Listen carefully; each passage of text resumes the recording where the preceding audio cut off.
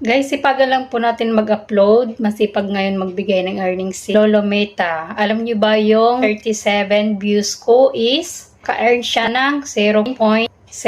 And then meron din akong 23 views lang pero nag-earn siya ng 0.02. O diba guys, masipag si Lolo Meta ngayon magbigay ng earnings. Yan po ay post sa photos. So, more posting po tayo ng photos or kahit ng reels po. Lalo na po yung mga monetize na sa content monetization. Ngayon, kung hindi ka pa po monetize sa content monetization, okay lang po yan. Dahil kung hindi ka pa po monetize sa content monetization, okay lang po yan. Lalong dapat nyo pong pagsipagan mag-upload. Dahil dyan din po ako nag-umpisa. Lagi ako nag-upload. Kahit marami ng views yun. Minsan may 1,000 views na. Pa rin ako na monetize. Sige pa rin akong upload everyday.